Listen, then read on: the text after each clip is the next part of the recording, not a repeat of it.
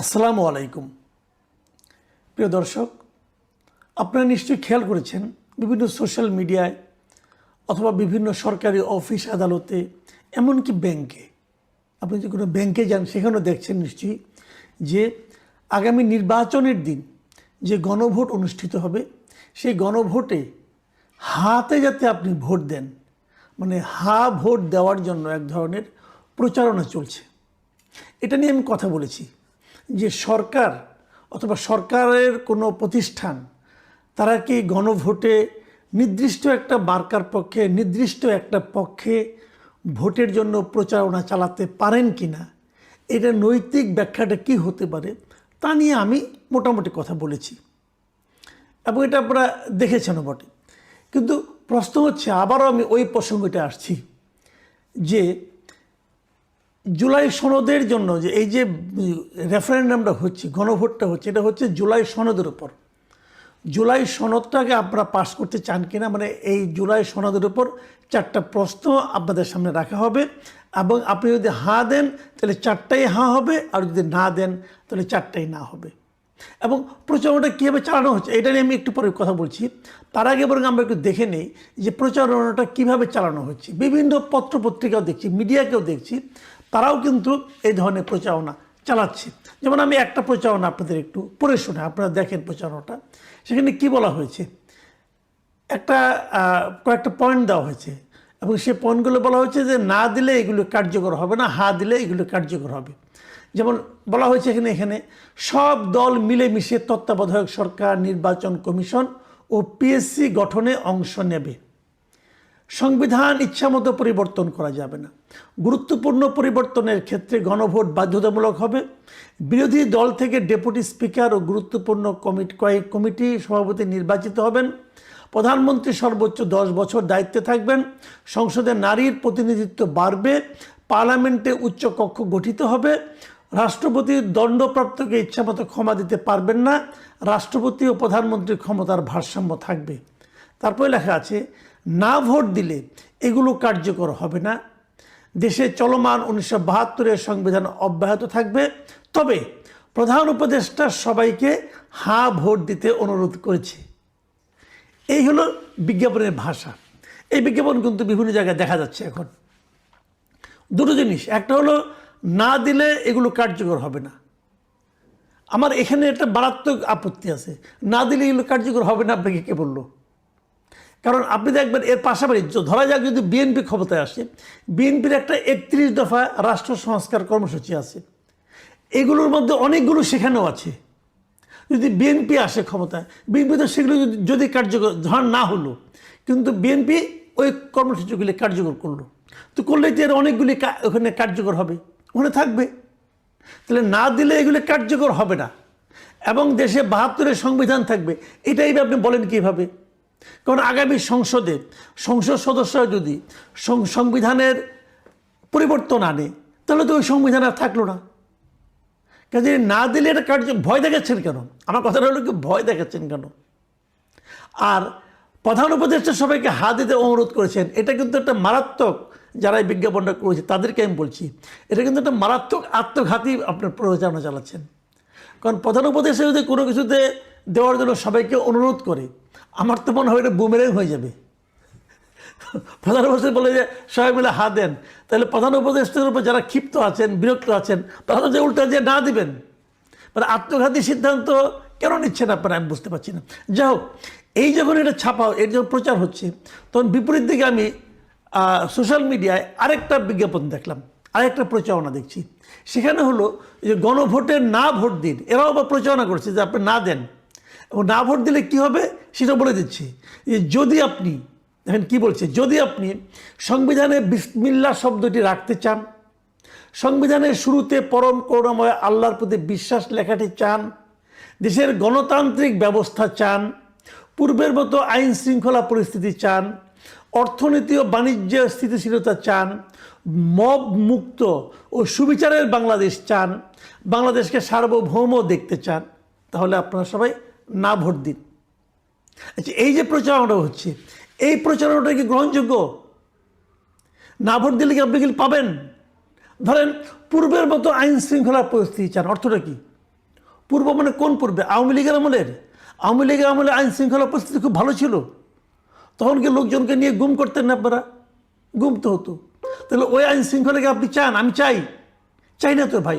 আবার বলছে কি যে অর্থনৈতিক ও বাণিজ্য স্থিতিশীলতা চান। আওয়ামী লীগ আমলে কি অর্থনীতি ভালো ছিল? এই এস আলমরা যে ব্যাংক লুটপাট করে নিয়ে গেছে, এটা কি ভালো অর্থনীতির পরিচয় বহন করে? দেখেন, এই দুটো বিজ্ঞাপনে কিন্তু প্রকৃত যে তথ্যটা, প্রকৃত যে চেহারাটা গণভোটের, সেগুলিকে আড়াল করছে। যারা না চাচ্ছে তারা তাদের মতো করে প্রচার করছে, যারা হ্যাঁ চাচ্ছে তারা তাদের মতো করে প্রচার করছে। জনগণ কোথায় যাবে? তাহলে জনগণের উপায়টা কি? আপনি হয়তো বলবেন যে জনগণ যেটা ভালো মনে করবে সেটাই করবে। যদি জনগণ যেটা ভালো মনে করে সেটাই করে, তাহলে রাষ্ট্র, সরকার তারা কেন হার পক্ষে প্রচারণা চালাচ্ছে? তারা কি এটা জনগণের উপরে ছেড়ে যেতে পারে না? আচ্ছা, জনগণ কি করবে? আচ্ছা, ভালো কথা, জনগণ কেমন জ্ঞানী সে আলোচনা আমরা করতেছি। আগে দেখি আমি আপনি কতটুকু জ্ঞানী, এটা একটু দেখে নিই। দেখেন, জুলাই সনদের প্রশ্নটা কি থাকবে আমি আপনাদের জাস্ট একটু পড়ে শোনাই। 4টা প্রশ্ন আছে কিন্তু। ক প্রশ্নটা হলো, নির্বাচনকালীন সময়ে তত্ত্বাবধায়ক সরকার, নির্বাচন কমিশন এবং অন্যান্য সাংবিধানিক প্রতিষ্ঠান জুলাই সনদে বর্ণিত প্রক্রিয়ার আলোকে গঠন করা হবে। 1 নম্বর এটা। খ বলা হয়েছে, আগামী সংসদ হবে 2 কক্ষ বিশিষ্ট। জাতীয় সংসদ নির্বাচনে দলগুলোর প্রাপ্ত ভোটের অনুপাতে 100 জন সদস্য বিশিষ্ট একটি উচ্চ কক্ষ গঠিত হবে এবং সংবিধান সংশোধন করতে হলে উচ্চ কক্ষের সংখ্যাগরিষ্ঠ সদস্যের অনুমোদনে হবে। এটা 2 নম্বর। আর 3 নম্বর হলো, সংসদে নারীর প্রতিনিধি বৃদ্ধি, বিরোধী দল থেকে ডেপুটি স্পিকার ও সংসদীয় কমিটির সভাপতি নির্বাচন, প্রধানমন্ত্রীর মেয়াদ সীমিতকরণ, রাষ্ট্রপতির ক্ষমতা বৃদ্ধি, বিচার বিভাগের স্বাধীনতা সহ বিভিন্ন বিষয়ে যে 30টি প্রস্তাবে জুলাই জাতীয় সনদে রাজনৈতিক দলগুলোর ঐক্যমত্য হয়েছে, সেগুলো বাস্তবায়নে আগামী নির্বাচনে বিজয়ী দলগুলো বাধ্য থাকবে। এবং ঘ হচ্ছে, জুলাই সনদে বর্ণিত অন্যান্য সংস্কার রাজনৈতিক দলগুলোর প্রতিশ্রুতির অনুসারে বাস্তবায়ন করা হবে। দেখেন, এই যে 4টা, এই 4টার মধ্যে আপনি যে পড়লাম, আপনি কি বুঝলেন ভাই বলেন? আপনি কতটুকু কি বুঝেছেন আমি জানি না। আমি এটা নিয়ে মোটামুটি স্টাডি করেছি এবং স্টাডি করার ফলগুলো আমি বলি। গ যেটা আছে, ওই যে নারী সংসদ বৃদ্ধি, প্রতিনিধি বৃদ্ধি, বিরোধী দল থেকে ডেপুটি স্পিকার, এই যে বলা হয়েছে, এখানে এরকম 30টা প্রস্তাবে সবগুলি দল একমত হয়েছে। যেগুলোতে সবগুলি দল একমত হয়েছে সেটা তো হয়ে গেল, তো সেটা আপনি বলতে পারতেন যে ওইগুলি সবাইকে মানতে হবে। আর প্রথম যে 2টা বললাম, সেগুলো তো সবাই একমত হয় নাই। যেমন ধরেন, 2 কক্ষ বিশিষ্ট সংসদ এবং উচ্চ কক্ষে পিআর পদ্ধতিতে নির্বাচন, এটা তো বিএনপি একমত হয় না এখানে। তাহলে ওটা আপনি দিলেন কেন? তাহলে যদি জনগণ বলে যে হ্যাঁ, তাহলে বিএনপিকে মানতে হবে, তো বিএনপি একমত হয় নাই। আবার ধরেন, নির্বাচনকালীন সরকার, তত্ত্বাবধায়ক সরকার সবাই একমত হয়েছে, নির্বাচন কমিশন নিয়েও সবাই একমত হয়েছে, কিন্তু অন্যান্য সাংবিধানিক প্রতিষ্ঠান এইটার যে গঠনের যে প্রক্রিয়া, এই প্রক্রিয়া সবাই একমত হয় নাই। বিএনপি সহ 7টা দল এটাতে একমত হয় নাই। কেন হয় নাই সেটা একটু বলি, একটু বললে আপনি বুঝবেন যে কেন একমত হয় নাই। আপনি বিএনপি জায়গায় থাকলে আপনিও একমত হইতেন না। আমি আপনাকে এক্সাম্পল দিয়ে বলি। যেমন ধরা যায় সাংবিধানিক পদগুলি কি, যেমন সরকারি কর্ম কমিশন মানে পিএসসি, যেমন ধরা যায় আপনার দুদক, এটা হলো পিএসসি, এটা হলো একটা সাংবিধানিক পদ। ন্যায়পাল, এটাও একটা সাংবিধানিক পদ, এবং মহা হিসাব নিরীক্ষক, এটাও সাংবিধানিক পদ। তো এই পদগুলি যে নিয়োগ করা হবে, গঠন করা হবে, সেখানে যে প্রক্রিয়াগুলি বলা হয়েছে, সেখানে বিএনপি একমত হয় নাই। বিএনপি সহ 7টা দল আপত্তি করছে। আচ্ছা, কেন আপত্তি করছে এই যে একটু আপনাকে বুঝিয়ে বলি, একটা জিনিস খেলে বুঝিয়ে বলি। এই যে সরকারি কর্ম কমিশন আছে মানে পিএসসি, যেটা এখানে 7 জনের একটা কমিটি হবে। সেই কমিটির লোকগুলি কীভাবে নিয়োগ করবে, মানে আপনার এই যে পিএসসি যে গঠন করা হবে, পিএসসি গঠনের জন্য 7 জনের একটা কমিটি থাকবে। সেই কমিটিতে কারা কারা থাকবে? সরকারি দল থেকে থাকবে মাত্র 2 জন লোক, একজন হলো স্পিকার এবং হলো হুইপ, তাদের চিফ হুইপ। আর বিরোধী দল থেকে থাকবে ডেপুটি স্পিকার, বিরোধী দলের হুইপ এবং দ্বিতীয় বৃহত্তম দলের একজন প্রতিনিধি, এবং তার সঙ্গে থাকবে যে শিক্ষা অথবা স্বাস্থ্য বিষয়ক যে সংসদীয় কমিটি আছে, স্থায়ী কমিটি, তার সভাপতি, যেটা হবে বিরোধী দলের, এবং জনপ্রশাসন স্থায়ী কমিটির সভাপতি, উনিও থাকবেন বিরোধী দলের। তার মানে 7 জনের কমিটির 5 জন বিরোধী দলের, 2 জন সরকারি দলের, এই 7 জন মিলা পিএসসি গঠন করবে। যারা সরকারে যাবে তারা এটা মানবে? আপনি সিম্পল একটা কথা বলেন, একটা দৌড় প্রতিযোগিতা হচ্ছে, সেই দৌড় প্রতিযোগিতায় যে বলা হলো যে ফার্স্ট হবে তাকে দেওয়া হবে রৌপ্য মেডেল, আর যে সেকেন্ড হবে তাকে দেওয়া হবে স্বর্ণপদক। তো ওই দলে কেউ ফার্স্ট হতে চাইবে? যাদেরকে জনগণ ভোট দিয়ে সরকার বানাতে পাঠালো তারা এই কমিটিগুলি নির্ধারণ করবে না, এই কমিটিতে কারা থাকবে না থাকবে, এগুলো নির্ধারণ করবে বিরোধী দলরা। তাহলে কি সরকারি দল এটা মানবে? এটা হয় না।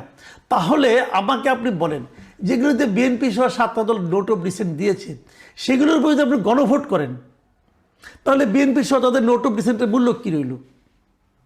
এবং সেখানেও তো আপনি আপনার মতো বলেছেন যে 2 এবং 5, বিএনপি হয়তো 3 অথবা 4 হলে মানত। জনগণকে আপনি অপশন 2 অথবা 5 দিলেন কেন? 6 অথবা 1 দেন, 6 বনাম 1 দেন, অত আপনি দেননি।